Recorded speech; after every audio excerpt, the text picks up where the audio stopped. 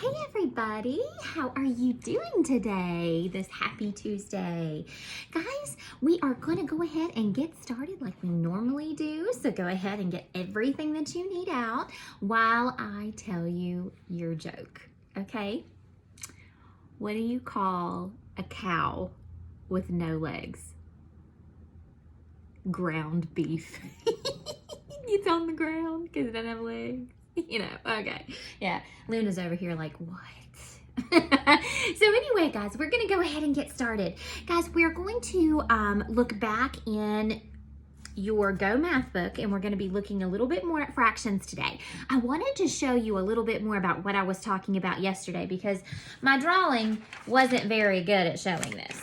Okay, so while you're turning in your books to page 750, I'm going to show you what I was talking about a little bit yesterday. Okay, because now my candy bars are pretty much the same size, all right? So whenever we split a candy bar in half, like I said, for Mr. Jones to have a piece and me to have a piece, pretty even, right? Fractions, we said, is a fancy name for pieces, but they have to be even or equal pieces, right? Because we have to be fair when we share. Okay, so whenever we have a half or a 2 at the bottom, I make one line in order to break it apart, or the big word is partition it. Okay, now over here we have thirds. See how the lines, it's the same candy bar, but Miss Shelley comes along and wants a piece.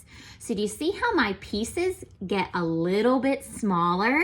Because I have more people I need to share with.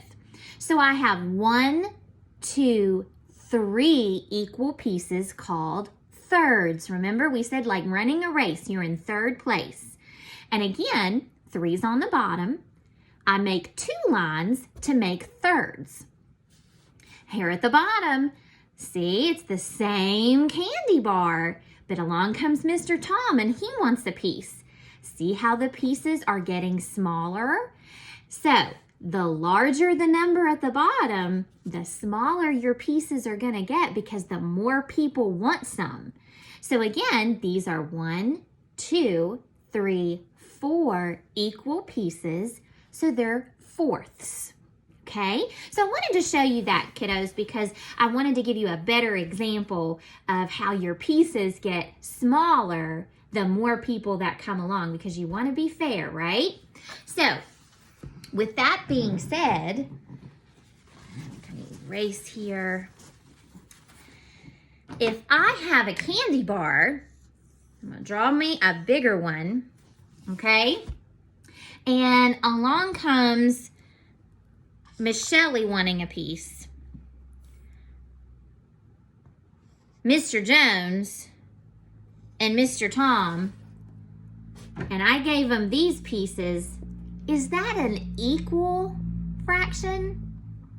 No, it's not, because that means I would get this big piece in the middle, which, I wouldn't be that unhappy about, but, it wouldn't be fair to my friends.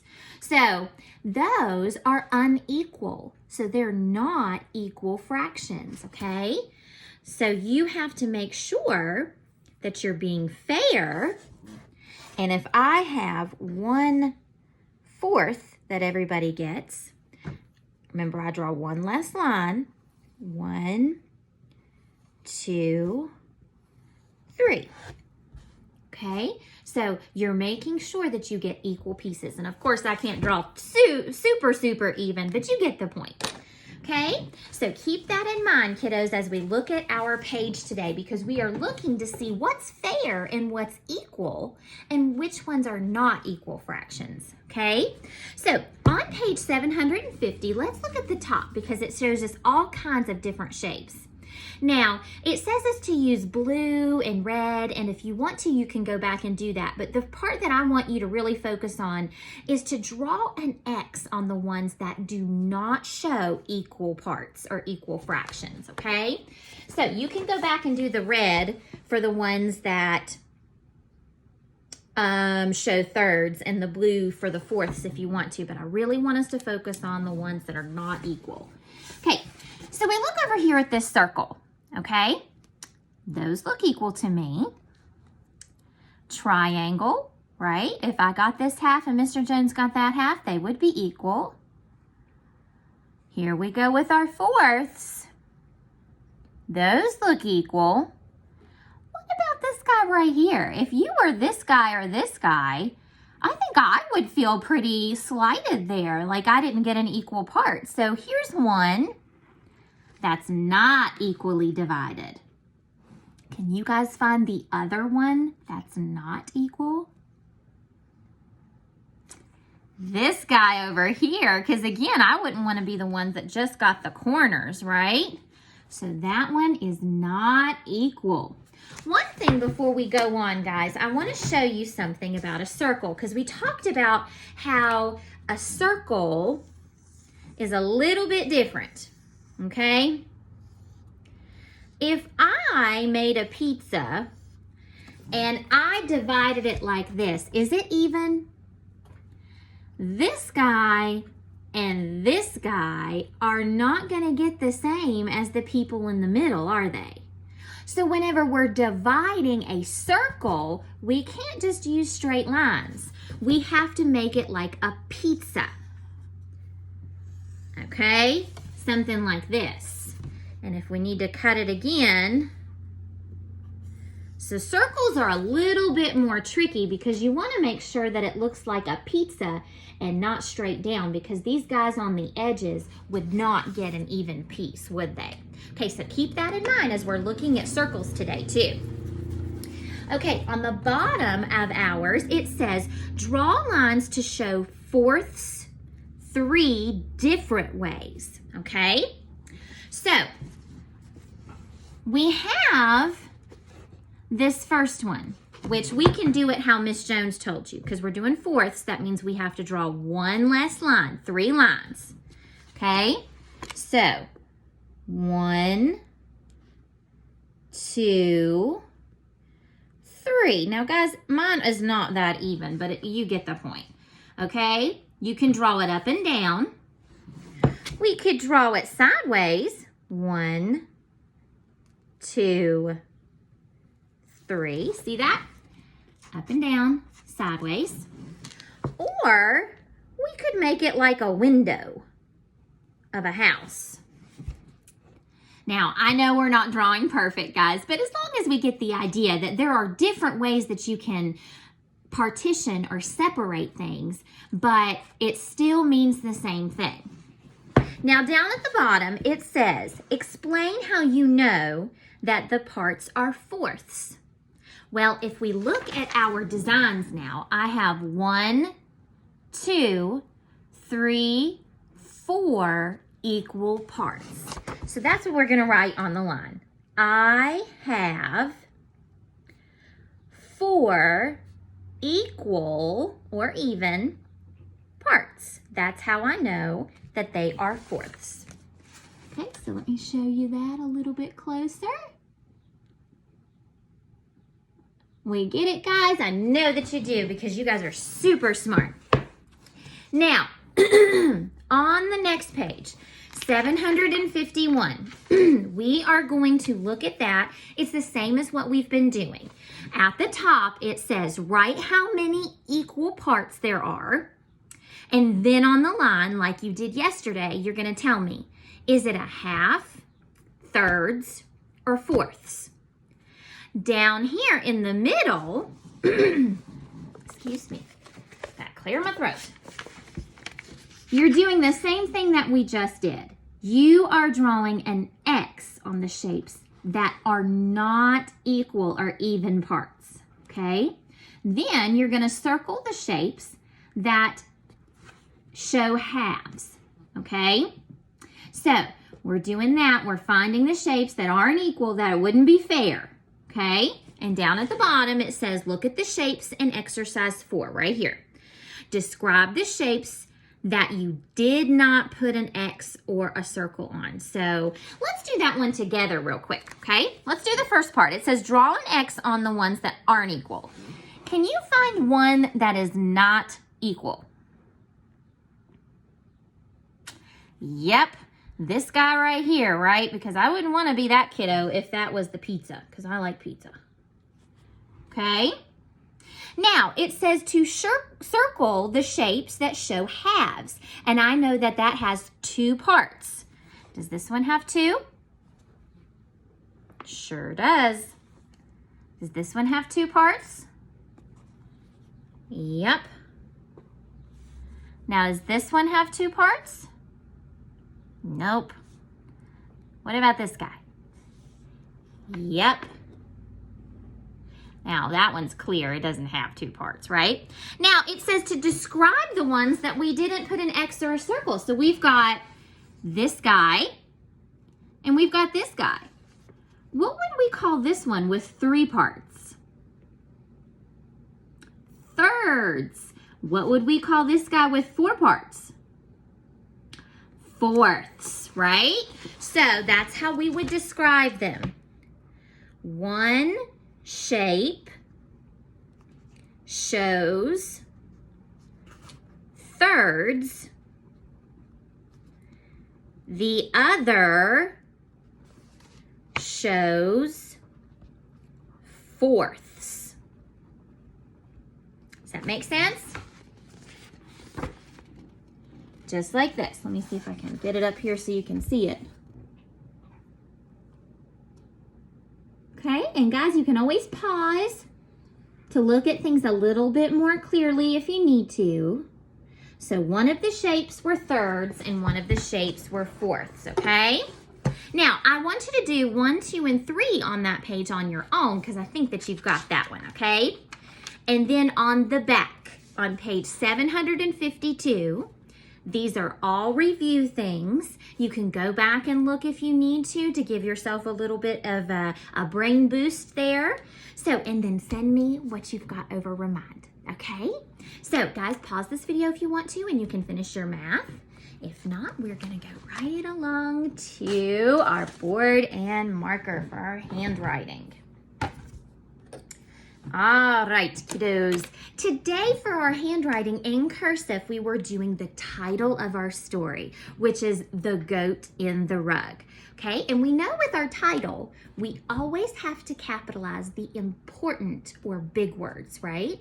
So we also, if we have a title, have to underline it.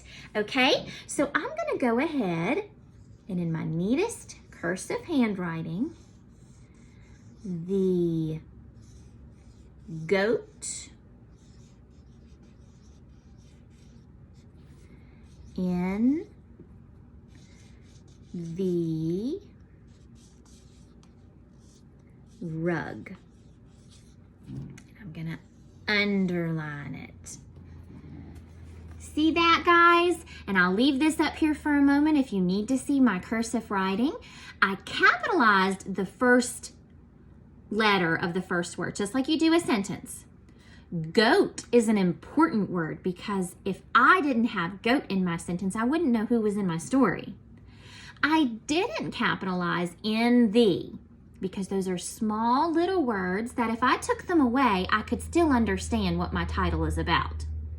Now, rug, that's an important word because it tells me what our story is going to be about. If I didn't capitalize rug and I took it away, the goat in the, I wouldn't know what it's talking about. So I have to have the word rug. It's important. If I took away in and the goat rug, it still kind of gives me an idea of what this story is going to be about. So that's what I mean by important words in your title. Okay? If you take them away, can you still understand what your story is going to be about? That's how you know if you need to capitalize them. In, the are small little words that we don't normally capitalize unless they're the first word of the title. And make sure you have your underlined word. Underline all your words, okay? All right, guys, send me a picture of that if you can. And we are crack-a-lacking. We're just going right along here. Okay, guys, we're going to do our vocab game tomorrow because I wanted to take a little bit of extra time explaining your fractions to you. So I don't want this to go too long for you guys to get bored and all that. Okay, so we're going to go along with our flimsy book here, okay? We're going to be on page 114. 114, okay? Now, this week with our spelling words, we have the suffixes ly, ly, full, and just a y. Now, full, we talked about, it means full of. So if you're hopeful, you're full of hope. If you walk slowly, ly means in a certain way. You walked slow. If it's rainy outside, it describes how something is, okay? So today on page 114, we're gonna do a couple together and then we'll have you do them on your own. We have fill in the blank. Now up here, we have rusty, windy, quickly, sadly, safely, careful, helpful, painful. So you are using those words to fill in the blanks, okay? So I'm gonna do a couple with you, and then I'm going to fill in the rest of them so you can check them, okay? But I really want you to pause this video and try them on your own, okay? Number 1, be blank when you cross the street. What are we supposed to be when we cross the street? Which one of those words? Careful, right? Look both ways. Careful. Let's do one more together before we check them. Number 2, blank put the leash on Rover. So when we get outside and we need to do that, what do? I think that you would need to quickly put the leash on Rover, right? Let me make sure. Yeah, I think it's quickly because I think that the dog would run away if you were to do that. If you didn't do it fast, right? Quickly. All right, so that's what I've got for those two guys. And again, if I go down and I find something that quickly sounds better, then I will change my answer. So pause this video, see if you can do the rest on your own, and then we'll come back and check it together. Number 3, the old metal gate is all rusty. Give yourself a big old check mark if you got that right. Number 4, the boy looked blank at his broken toy. He looked sadly at his broken toy. Give yourself another big check mark. Number 5, the splinter in my finger was painful. I hate whenever I get splinters in my fingers. Number 6, put the money blank in your pocket. Put the money safely in your pocket because you don't want it to fall out, right? Number 7, thank you for being so helpful. I always love it when you guys are helpful around the classroom because it helps me out a lot. Number 8, it's so blank that my hat blew away. And the last word we've got is windy. Windy. Now I'm going to show you mine and you can check yours to see if you've got the same. All right, guys, big high five. Now, we are going to skip a page and go over to page 116. And again, these are those irregular verbs because when we think of a verb, we think of action, right? So running or skipping or hopping or jumping. These are words that are considered verbs, but we don't necessarily, they're not necessarily an action. They're irregular. We can't did down the street, right? But it tells us that we did something. So we're going to look at do, does, and did today, okay? It says do, does, and did are irregular verbs. Use do and does to tell about the present time, right? You're doing it right now. Or she does it right now. Use did to tell about the past. We did our homework yesterday. Okay, so today we are going to circle which word belongs in the sentence, okay? Number 1, last week they blanked some patterns with Jake. Last week tells me it happened in the past, so is it do or did? did. Last week, they did some patterns with Jake. Number 2, Jake blank great patterns. Jake do great patterns. Jake does great patterns. Does, right? That sounds better. Number 3, yesterday he blank squares and triangles. Well, yesterday tells me that's in the past. It's already happened. Do or did? Did. Good job, kiddos. Give yourself a big old check mark. Number 4, now we blank circles together. So right now, we do circles together, we does circles together. Do. Good job. And last one, he blank his own pattern. He do his own pattern, he does his own pattern. Does. Good job, guys. I'm gonna hold it up here in case you paused me, so you can make sure that you have the right answers. All right, kiddos, I am sure you did amazing. Let's do firework. Are you ready? Here we go. Shh. Ooh, ah. Good job, guys. Now, our flimsy book is done.